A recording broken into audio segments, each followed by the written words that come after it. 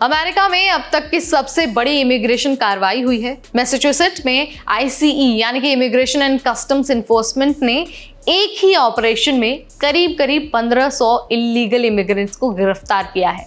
इस कार्रवाई में न सिर्फ आपराधिक रिकॉर्ड रखने वाले बल्कि जो वैलिड वीजा वाले स्टूडेंट हैं उन सभी स्टूडेंट्स को भी पकड़ा गया है।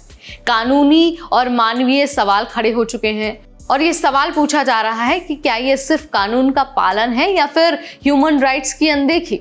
इस वीडियो में हम आपको इस पूरे ऑपरेशन की सच्चाई बताएंगे, इसकी इनसाइड डिटेल्स देंगे, आंकड़ों के साथ आपको बताएंगे और बताएंगे कि इसकी जो जमीनी हकीकत है और जो कानूनी पहलू है वो क्या है। नमस्कार, मेरा नाम है नेहा उपाध्याय और आप देखना शुरू कर चुके हैं NBT टेक एड। दरअसल अमेरिका की इमिग्रेशन एजेंसी आइस ने मई 2025 में एक मेगा ऑपरेशन चलाया और इस ऑपरेशन का नाम रखा गया targeted enforcement operation Massachusetts. Operation में करीब 1500 लोगों को हिरासत में लिया गया है। इनमें से 800 लोग ऐसे थे जिन पर आपराधिक रिकॉर्ड था, जैसे कि ड्रग ट्रैफिकिंग का आरोप था, डोमेस्टिक वायलेंस का आरोप था या फिर वीजा के नियमों के उल्लंघन का आरोप था। लेकिन बाकी के जो करीब 700 लोग थे वो ऐसे लोग थे जिनके पास अमेरिका में रहने के वैलिड डॉक्यूमेंट्स नहीं थे। ये अब तक का सबसे बड़ा स्टेट लेवल इमिग्रेशन ऑपरेशन माना जा रहा है। अब जरा ये समझिए कि इस ऑपरेशन के जरिए किसे टारगेट किया गया है।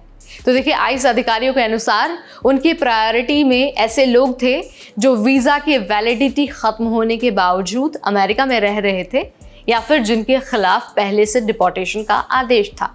यानी कि आइस के मुताबिक ऐसे लोगों को टारगेट किया जाना था जिन्होंने वीजा ओवरस्टे किया है। लेकिन असलियत में कई ऐसे लोगों को भी उठाया गया है जो लंबे समय से अमेरिका में रह रहे थे और जिनका कोई क्रिमिनल रिकॉर्ड नहीं था।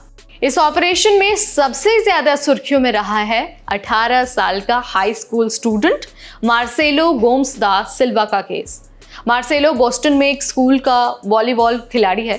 वो अपनी वॉलीबॉल प्रैक्टिस के लिए जा रहा था, तभी आइस ऑफिसर्स ने उसे पकड़ लिया। दिलचस्प बात यह है कि वहां वो अपने फादर की गिरफ्तारी के लिए पहुंचा था, लेकिन मार्सेलो को भी हिरासत में ले लिया गया। मार्सेलो के पास वैलिड स्टूडेंट वीजा था और वो 2012 से अमेरिका में रह रहा है। इस गिरफ्तारी ने लोगों में नाराजगी पैदा कर दी है और स्कूल के बाहर विरोध प्रदर्शन हो गए हैं। आइस का कहना है कि कोई भी व्यक्ति जो इलीगल तरीके से अमेरिका में रह रहा है उसके खिलाफ कार्रवाई हो सकती है, चाहे उसका क्राइम रिकॉर्ड हो चाहे ना हो।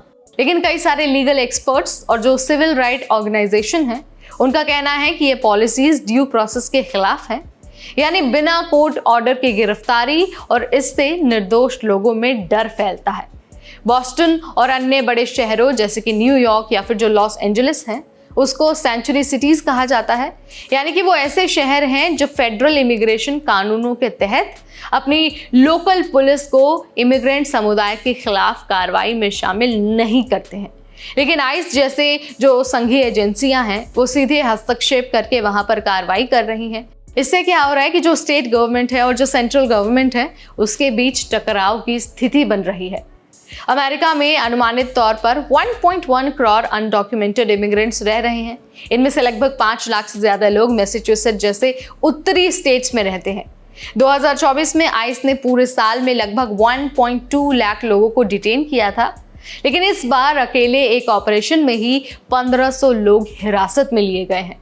ट्रंप सरकार ने साफ संकेत दिए हैं कि अगर कोई अमेरिका के इमिग्रेशन नियमों का पालन नहीं करता है तो उसे अमेरिका से बाहर किया जाएगा, भले ही कोई उनका क्रिमिनल रिकॉर्ड हो चाहे ना हो।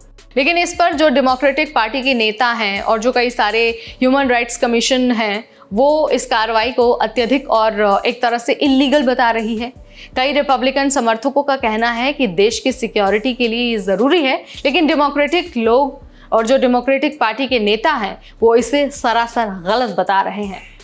तो यहाँ पर मैंने बहुत आसान भाषा में पूरी पिक्चर आपके सामने क्लियर कर दी और बता दिया है कि कैसे आइस ने अब तक का सबसे बड़ा ऑपरेशन चलाया है और करीब 1500 इलीगल या फिर अनडॉक्यूमेंटेड इमिग्रेंट्स को गिरफ्तार किया गया है।